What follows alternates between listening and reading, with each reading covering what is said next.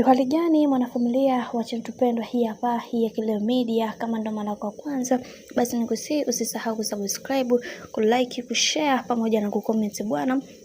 Bibi Zuchu ameweza kuzungumza mengi na akisema ya kwamba kiukweli katika maisha ambayo nimekuwa nikipitia, maisha ya raha na karaha, ni kwa bwana mkubwa Diamond Platnumz. Hili jambo limekuwa likinifanya nijisikie vibaya, lakini licha ya yote hayo kuweza kutokea, nimekuwa mtu ambaye nimejifunza vitu vingi sana katika maisha yangu. Haijalishi kuna watu ambao wamekuwa wakinizungumzia kwa namna yoyote ile mbaya ambayo wao wanajua, lakini mimi kwa upande wangu ninachoamini ya kwamba kila kitu kiko sawa katika maisha yangu na mume wangu ananipenda sana. Na licha ya yote kuweza kutokea katika maisha yetu, migogoro yetu, lakini mimi binafsi ninaamini ya kwamba mwanaume wangu ndo kila kitu katika maisha, na naamini kwenye hili Mungu atasimama nami na atanifungulia njia kwa namna yoyote. Najua hakuna binadamu ambaye aliyekamilika, ila yote ya yote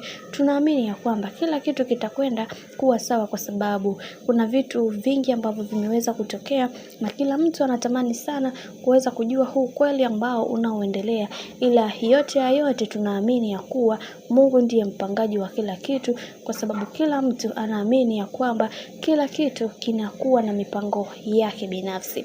Sasa kwa hiki ambacho alichoweza kukizungumza Bibi Zuchu kimeweza kuwafanya watu wengi waweze kuzungumza na kusema ya kwamba wacha tuone mwisho wa haya yote itakuwaje, maana kila mtu anaamini kwenye kile ambacho anachokiamini, na kila mtu anasema ya kwamba hiki kinachoendelea kwa sasa Mungu mwenyewe ndiye ambaye atakayeweza kusimama imara na kuhakikisha kila kitu kinakwenda kuwa sawa. Bwana, mambo ndo kama hivyo ambavyo unavyozidi kuona mambo yanazidi kuwa mengi. Mimi nikusihi kama ndo mara kwa kwanza, basi usisahau kusubscribe, kulike, kushare pamoja na kucomment.